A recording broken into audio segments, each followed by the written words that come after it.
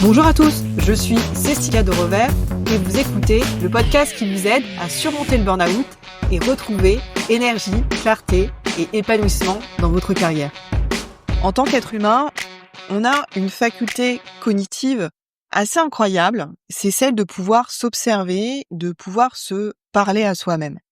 Et tout ce dialogue intérieur, ce sont des pensées, des jugements, des interprétations, des opinions aussi que vous avez sur vous. Et c'est assez intéressant d'observer que, en fait, ce dialogue intérieur, on l'intériorise en grandissant. Mais quand on observe, en fait, des enfants, on peut voir que, en fait, ce dialogue intérieur, ils le partagent souvent à haute voix, en fait, disent tout ce qu'ils pensent, parce qu'ils n'ont pas encore de filtre social. Mais tout ce dialogue, en fait, quand on grandit, finalement, on l'a toujours, c'est juste qu'on l'a intériorisé. Et toutes ces pensées, en fait, finalement, mis bout à bout que vous avez de vous, c'est ce qui compose, en fait, votre relation à vous-même. Et aussi, parfois, je prends cet exemple-là, hein, pour mieux comprendre, on peut imaginer ça comme une relation, comme si vous étiez deux personnes, l'une qui parle et l'autre qui reçoit.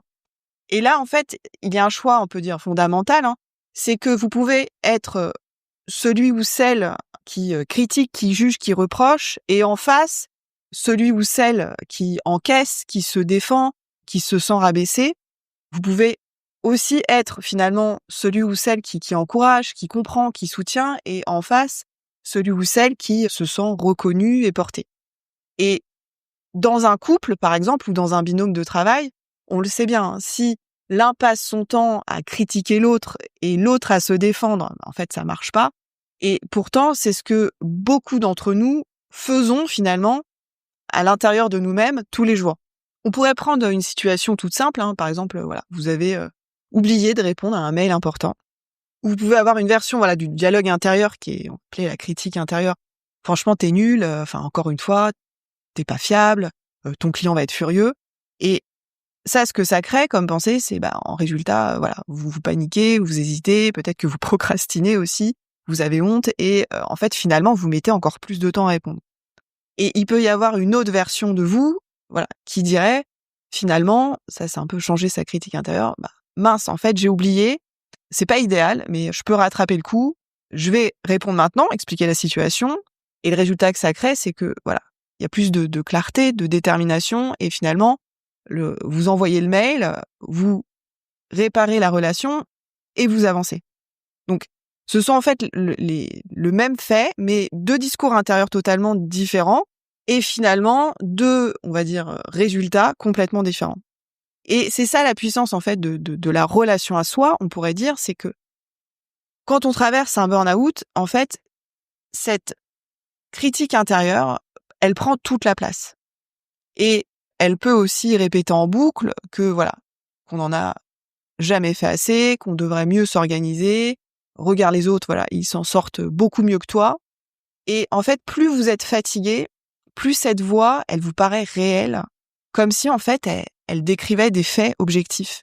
Mais en réalité, ce ne sont pas des faits, ce sont des pensées. Et souvent, ces pensées, elles vont être déformées, amplifiées, dramatisées. Et le problème, c'est que on pourrait dire que dans l'état de vulnérabilité du burn-out, en fait, vous n'avez plus l'énergie de remettre en question ce dialogue. Alors parfois, on n'en a même pas conscience, hein, mais c'est là que ça devient un cercle vicieux parce que vous vous jugez durement, du coup, vous vous sentez mal, vous procrastinez, finalement, vous vous jugez encore plus.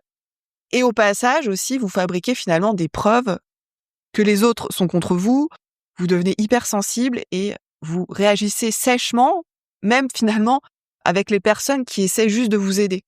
Et en fait, vous vous coupez encore plus du soutien dont vous auriez besoin. En psychologie, en fait, on considère que cette critique intérieure, elle vient des critiques finalement qu'on a intériorisées étant enfant, et ça a du sens en fait quand on est petit, voilà. On n'a pas de filtre social, mais on n'a pas non plus de filtre critique, on va dire, et jusqu'à environ 7 ans, on croit en fait tout ce qu'on nous dit.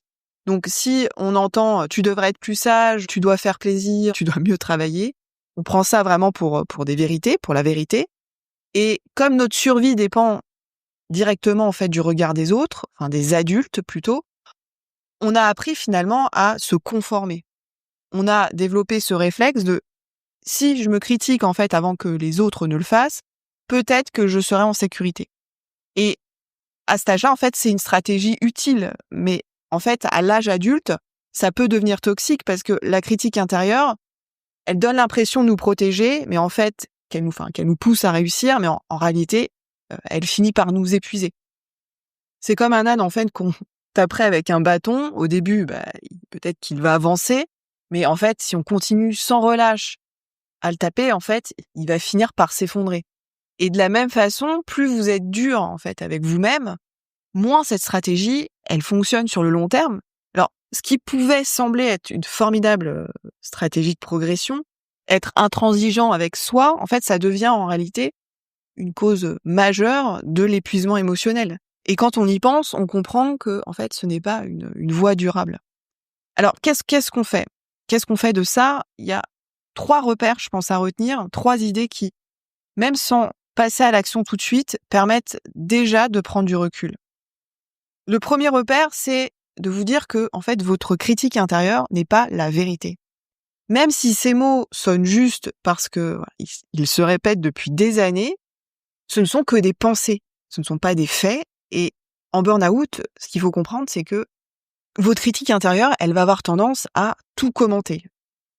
T'aurais pas dû dire ça, t'aurais dû en faire plus, les autres font mieux que toi. Mais en fait, rappelez-vous, ce n'est pas un juge impartial. On pourrait dire que c'est une machine de propagande qui veut vous maintenir en hypervigilance. Donc, à l'origine, comme je vous l'ai dit, cette critique, elle voulait vous protéger. Elle n'est pas née pour vous nuire.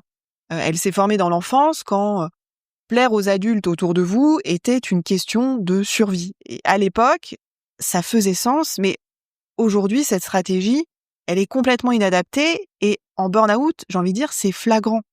Elle croit qu'en vous mettant en fait la pression, ça vous sauve, mais en fait, en réalité, ça vous enfonce encore plus. Son bilan, en fait, il est catastrophique, soyons honnêtes. Est-ce que cette voie vous a aidé à prospérer, à être plus confiant ou confiante, à être plus heureux ou heureuse ? Non, tout ce qu'elle fait, en fait, c'est augmenter la honte, la culpabilité, parfois l'inadéquation. Et si, en fait, ce juger marchait, j'ai envie de dire, vous le sauriez déjà. Et ce qui rend le burn-out si douloureux, c'est que cette critique intérieure, elle pompe une quantité énorme de votre énergie. Vous dépensez tellement de ressources à vous juger qu'il n'en reste presque plus pour, on va dire, vous aimer volontairement, pour vous reposer, pour récupérer. Et c'est pour ça que beaucoup de personnes me disent que même en arrêt, elles n'arrivent pas à se reposer. C'est parce qu'en fait, elles sont incapables de se détendre parce que parfois leur critique intérieure, elle tourne à plein régime. Tu devrais en faire plus, tu perds ton temps, t'as gâché ta journée, les autres avancent sans toi. Donc votre critique intérieure, voilà, ce que je voulais vous partager aujourd'hui, c'est ce n'est pas vous, c'est une voix, une histoire qu'on vous a appris à croire et que vous avez le droit d'en prendre conscience et de voir que ce n'est pas la réalité. Vous pouvez simplement déjà vous demander en ce moment quel ton domine votre discours intérieur. Et si cette voix était une personne, est-ce que vous auriez envie de travailler avec elle, même de vivre avec elle ?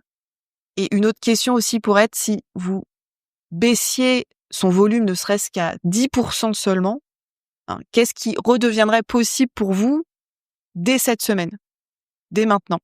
Et surtout, vous avez le droit de choisir, c'est-à-dire, est-ce que vous voulez continuer à lui laisser le micro à 100% ou est-ce que vous voulez commencer à réécrire ce script afin qu'il vous porte, qu'il vous soutienne au lieu qu'il vous enfonce ? Parce qu'en burn-out, je le répète quasiment à chaque épisode, vous n'êtes pas cassé, vous êtes coincé peut-être dans un script et j'ai envie de dire, un script, ça peut se réécrire. Et si en m'écoutant aujourd'hui, vous avez reconnu cette voix de votre critique intérieure qui vous pèse, qui pèse très lourd et que vous n'arrivez plus à prendre du recul, je veux que vous sachiez une chose, vous n'êtes pas obligé de rester coincé là-dedans. Et c'est exactement ce qu'on peut travailler ensemble en coaching. Et si vous sentez que ça ne va plus, si vous vous reconnaissez dans ce que je décris, je vous rappelle que vous pouvez faire le test Burnout directement sur mon site Comme je le dis à chaque épisode, plus c'est pris tôt, moins les conséquences sont dramatiques. Et pour celles et ceux qui veulent sortir durablement du burn-out, le prévenir ou éviter une rechute, je propose un rendez-vous gratuit, sans engagement, pour faire le point sur votre situation. On parlera ensemble de ce qui vous épuise, on mettra des mots sur vos mécanismes d'usure, et si vous le souhaitez, je vous expliquerai comment le coaching peut vous aider. Dans tous les cas, vous repartirez avec 1 ou 2 clés concrètes pour avancer dès maintenant. Vous pouvez réserver ce rendez-vous dans les notes de cet épisode ou directement sur mon site outleburnout.com et je vous dis à bientôt pour un prochain épisode de Out le Burnout.